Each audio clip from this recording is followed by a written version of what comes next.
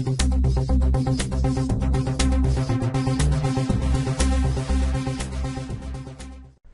guys, it's Bad Turtle here and welcome to another XGamingTurtle video. In this guide I'm going to be going over how to successfully kill Waterfiends using Dharoks in the Ancient Caverns. This is a very good way of killing Waterfiends for charms, as it can get you in excess of over 150 crimsons per hour with ease. Now the main reason this method is good is because of the use of this Dharoks axe. Now not only does it have a great crush bonus by itself, but when combined with a full set, including the helm, plate body and legs, it allows you to hit very high hits to lower your hit points. So this allows you to kill the Waterfiends a lot faster than most alternative methods. Now for this method I would recommend you have at least 88 summoning for the Unicorn Stallion pouch, and therefore you'll be able to use the Healing Orb Scrolls with it. Now this is used to quickly heal you when your life points go below the Waterfiend's max hit, which is roughly about 110 to 112. So as soon as your hit points go under that max hit of theirs, you can heal up so that you don't die, but also your life points stay at a roughly low level in order for you to still hit very high. Now for the ideal gear setup, you want to be maximizing your strength and prayer bonus. Okay, so you'll be praying piety or turmoil the whole time. I don't have turmoil, so piety works just as good if you don't.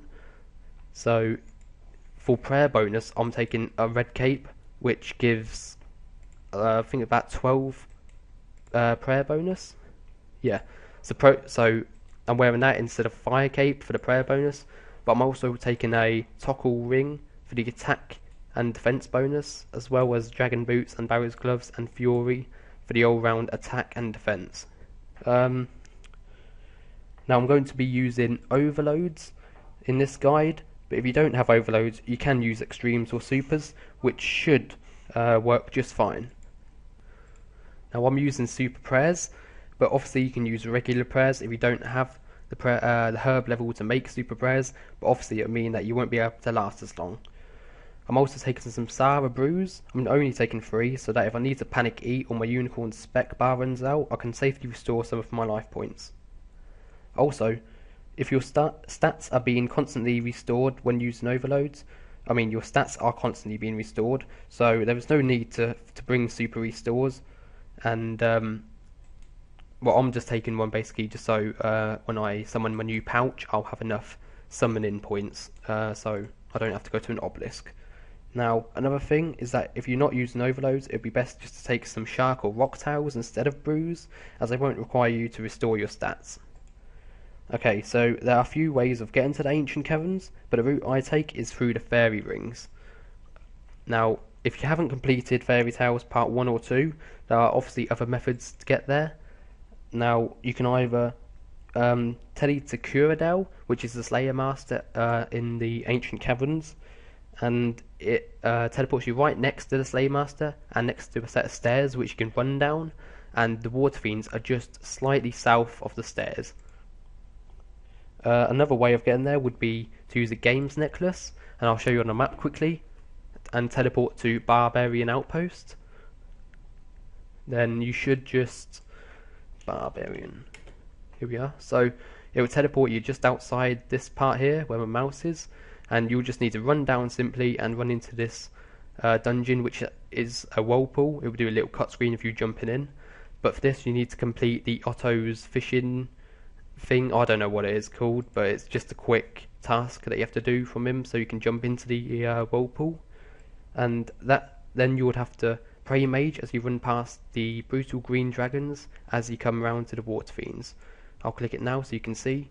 You'll come down the stairs at this point here from the whirlpool, and you'll pray mage as you go through past the brutal green dragons, and the Waterfiends are about around this part here. So the way I go is obviously the fairy rings. So to get to the closest fairy ring, I teleport to the fire caves using my toggle ring, and there is a fairy ring just north, so I can use the fairy ring here. I don't need a lunar staff when I teleport, as I completed Fairy Tales Part 3, which allows you not to need one. So Ancient Caverns, which is BJQ if you don't know, and it should teleport you right next to the Waterfiends, which is great. So here I am. There's a lot of people here at the minute, which could alter my crims per hour, but it's probably best to hop. But for now, I'll stay on this world just to give you an example.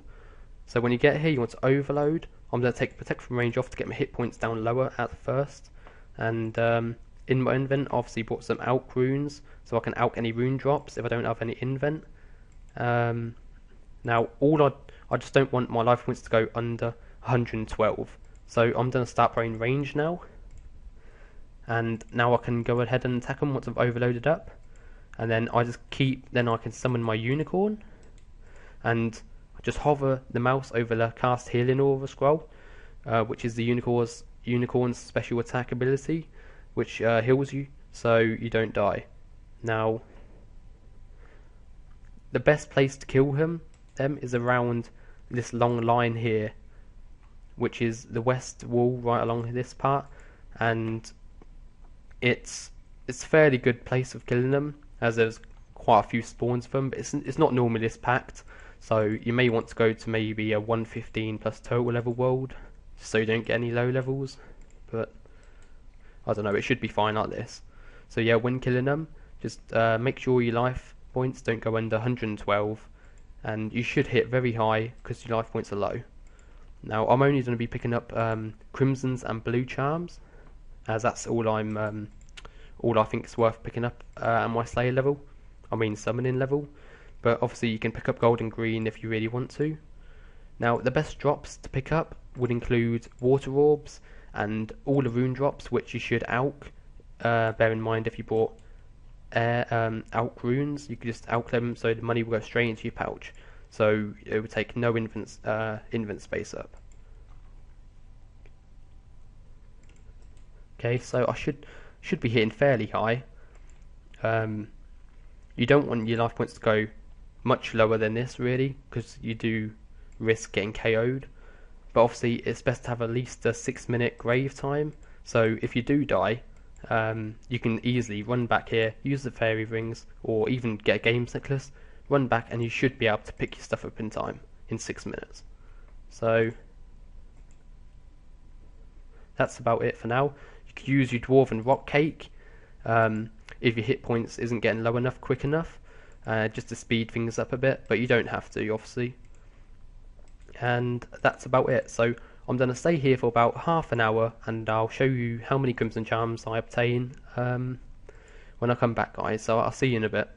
Okay guys, just a quick reminder I forgot to say, remember to have your attack style on crush, which works best, and it's their weakness, and remember to keep piety on the whole time during the time you're killing Waterfiends, and then when your overloads run out, as they just have, I don't know what that guy's talking about, remember to prayer renewal straight after you overload, just to save prayer points, and therefore you should save prayer pots as well.